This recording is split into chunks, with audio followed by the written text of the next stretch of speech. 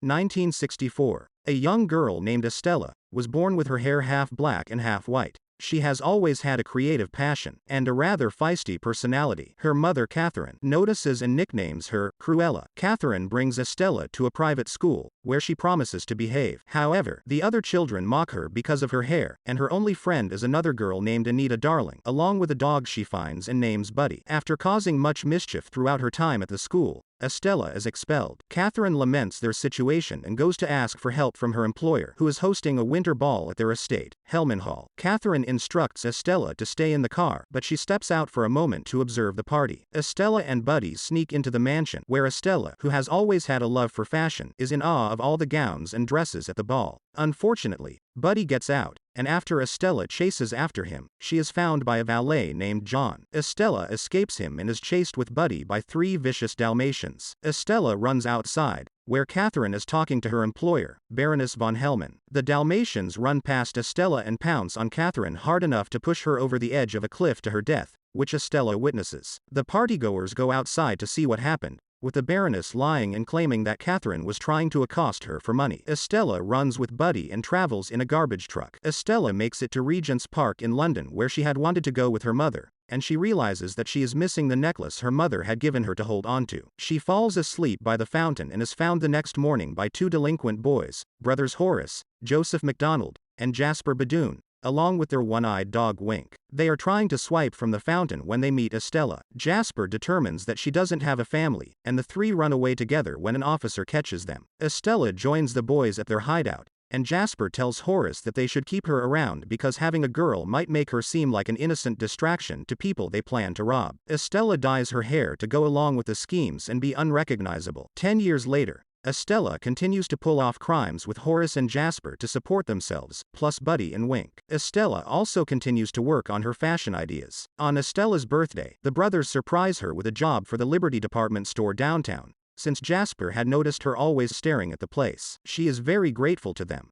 Estella begins working at Liberty as a cleaning woman for a rotten boss named Gerald. He never gives Estella a chance to present her ideas and treats her awfully. Horace and Jasper bring her lunch, and Horace thinks the place can be robbed, but Estella wants to work honestly, only to have the trash she is taking out get poured onto her when the bag rips open. Gerald then brings her back in and tells her to clean overnight. She steals a liquor bottle from his office that night and goes to the window display, which Estella finds hideous. Estella wakes up hungover by the window, with Horace, Jasper, and other patrons seeing the display, which Estella changed radically to appeal more to her style. Gerald sees and prepares to fire Estella until he is informed that the Baroness, who owns the store, is arriving. Estella hides with Horace and Jasper, who proceed to nick Gerald's wallet and grab a few goodies. The Baroness asks who did the window display, which she actually likes. Gerald says that Estella is the culprit and is being fired, but she instead tells her assistant Jeffrey to give Estella her business card. Estella runs off with the Baddens in celebration of moving on up. Estella begins to work at House of Baroness, coming up with dress ideas and designs. She sees very quickly that the Baroness is a cold and soulless woman who only critiques the work of her employers and has rather sociopathic tendencies, such as using a razor to cut the sleeves off Estella's design and not care when she accidentally nicks Estella's hand.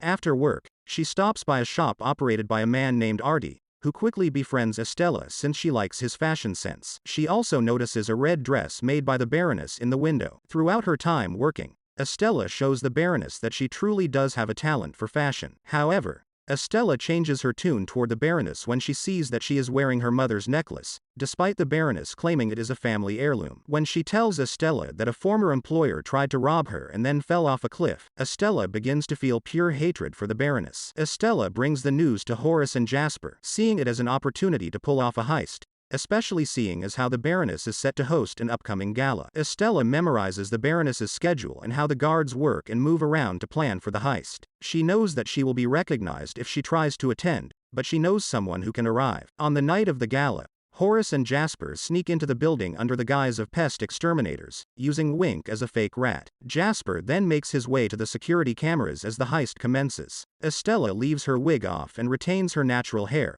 showing up in disguise as Cruella and wearing the Baroness's dress she saw in Artie's shop. She stuns everyone in attendance, including the typically unimpressed Baroness.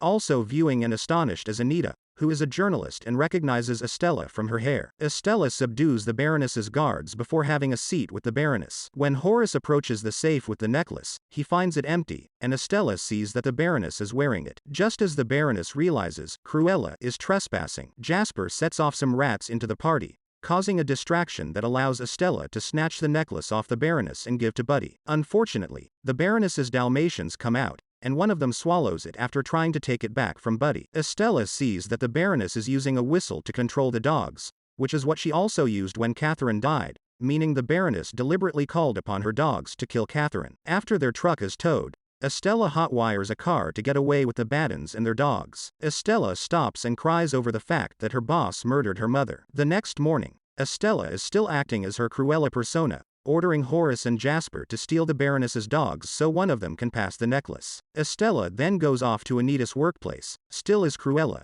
and asks her to get the word out about her personal exploits. Meanwhile, Horace and Jasper find the Dalmatians as they are being given baths, and they use Wink as bait to get them to come out before taking them away in a van. Cruella soon begins to crash many more events held by the Baroness, and with Anita covering it in the paper, Cruella becomes a fashion sensation, completely upstaging and overshadowing the Baroness. She grows more and more agitated, even firing her lawyer Roger for failing to have Cruella arrested, then instructs Estella to come up with a new design for an upcoming spring collection presentation. Estella orders a special material and creates the dress, which the Baroness is clearly impressed by, although she plans to take credit for it. Estella has Horace and Jasper sneak into House of Baroness and create a commotion to make it appear as though Cruella tried to break in, leading the Baroness to have her dresses stored inside a top-secret vault. Back at home, Estella's increasingly arrogant behavior has begun to put a strain on her relationship with Horace and Jasper. The Baroness holds her spring collection show, but when they open the vault, a swarm of moths fly out, having torn through almost all the dresses. This is because the material with which Estella made her dress were special cocoons. Outside,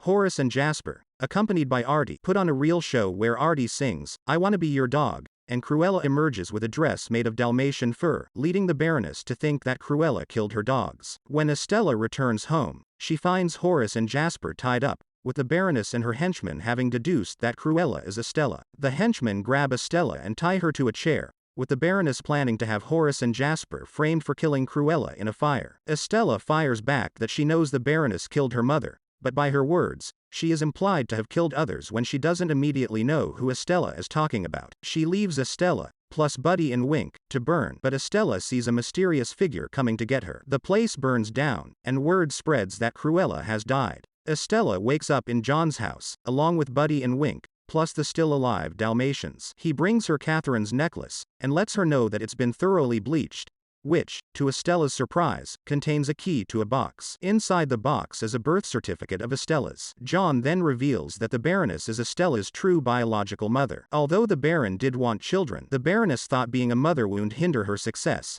so she ordered John to have the baby killed after she was born, but he instead found Catherine and gave Estella to her so she can be raised properly. Estella is in disbelief and runs away, stealing a motorcycle from a delivery boy. She rides back to Regent's Park where she addresses the space as Catherine. While she is in disbelief at being lied to about Catherine not being her mother, she still viewed her as such, and now decides to embrace her new identity as Cruella, born brilliant, bad, and a little bit mad. Estella gets a truck and busts through the front of the police station, then sets Wink inside to get a key to Horace and Jasper's cells. Although they break out, they are still mad at Estella for how she treated them. After she tells them about the Baroness being her real mother, they go back to John's home, where she says that Horace and Jasper are her family. They then gather to come up with a final plan to bring down the Baroness, and Estella later goes to Artie for help as well. Horace comes back with the Baroness's Panther de Ville car, and Estella likes the sound of the name. The Baroness hosts another ball, where all in attendance are wearing wigs to honor Cruella. Estella grabs a pin and pokes the Baroness, distracting her long enough to grab her dog whistle. She uses it to bring the Dalmatians outside by the cliffside. Horace, Jasper, Artie, and John gather people to start heading outside. Estella gets the Dalmatians to obey her, and then reveals to the Baroness that she is her daughter. The Baroness once again takes credit for Estella's talent and pretends to want to take over the business alongside her. She approaches her as if to hug her, but instead pushes Estella over the edge.